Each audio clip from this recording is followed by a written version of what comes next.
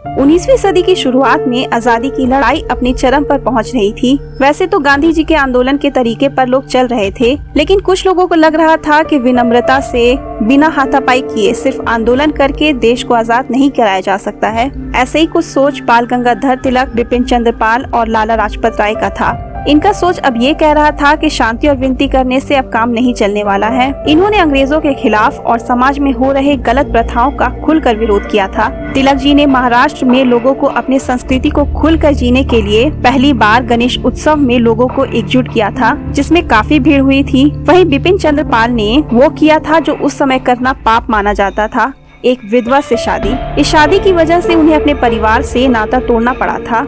वहीं लाला लाजपत राय ने सिमन कमीशन के विरुद्ध में 30 अक्टूबर 1928 में प्रदर्शन में भाग लिया।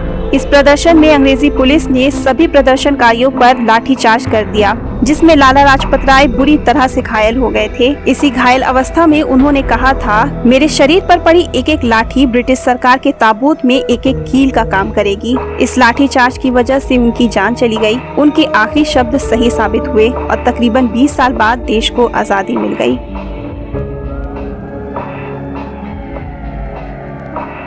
9 अगस्त 1925 को काकोरी ट्रेन घटना हुआ था। इस घटना में काकोरी ट्रेन से ब्रिटिश सरकार के 8,000 रुपए को लूट लिया गया था। इस लूट का योजना बनाने वाले रामप्रसाद बिस्मिल और अशफाकुल्ला खान थे और इसे अंजाम देने में इन दोनों के साथ साथ कई और क्रांतिकारी भी थे, जिसमें चंद्रशेखर आजाद भी थे। इस घटना के बाद अंग्रेज हाथ धोकर चंद्रशेखर आजाद को पकड़ना चाहते थे, लेकिन इस बीच असेंबली में बम कांड हो गया और इसका भी तार उन्हीं से जुड़ा। वो अंग्रेजों की इतनी बड़ी मुसीबत बन गए थे कि उन्हें पकड़कर लाने वाले को 25,000 इनाम का लालच दे दिया गया था। सोचिए 1925 में 25,000 का लालच। बचते बचाते चंद्रशेखर आजाद झांसी पहुँचे। जब वो झांसी पहुँचे तो वहाँ उनके बहुत ही करीबी मित्र रुद्र नारायण जी ने उन्हें अपने घर में रखा। उस समय आजाद को अपने घर में रखना जान को जोखिम में डालना था, लेकिन फिर भी वो 3.5 साल तक वहाँ रहे। लेकिन रुद्र नारायण जी की आर्थिक स्थिति ठीक नहीं थी, तो आजाद ने उन्हें ये भी कहा कि वो पुलिस को उनके बारे में बता दे, ताकि उन पर रखा इनाम 25,000 रुपए का वो रुद्र नारायण को मिल जाए। इससे उनके गरीबी में कुछ मदद मिल जाएगी। लेकिन रुद्र नारायण ने अपनी दोस्ती की लाज रखते हुए आजाद के इस प्रस्ताव को साफ मना कर दिया और आगे वो उनके साथ रहे। ये किस्सा झांसी में बहुत लोकप्रिय है। रुद्र नारायण जी को सम्मान देते हुए आज उस जगह को जहां आजाद छुपे थे, मतलब रुद्र नारायण जी का घर जिस इलाके में था, उसे मास्टर रुद्र नारायण कहते हैं। आजादी की लड़ाई में कई ऐसे दोस्त रहे हैं जिनके किस्से दिल को छू जाते हैं।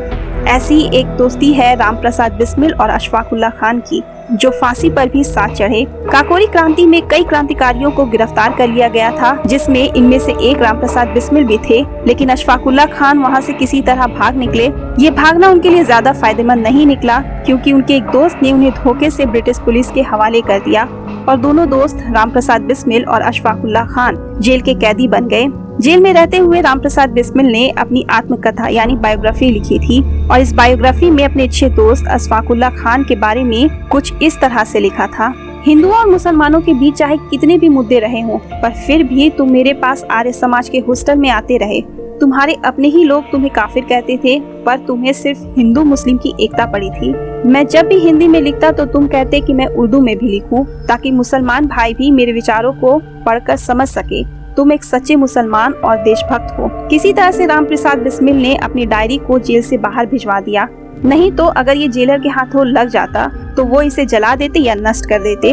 अपनी जिंदगी के आखिरी समय में ये दोनों दोस्त ने अलग अलग जेल में समय बिताया और साथ ही इस दुनिया से चले गए। भले ही अशफाक को फांसी फैजाबाद में और बिस्मिल को गोरखपुर में दी गई हो, लेकिन एक ही समय में इन दोनों को फांसी दे दी गई थी।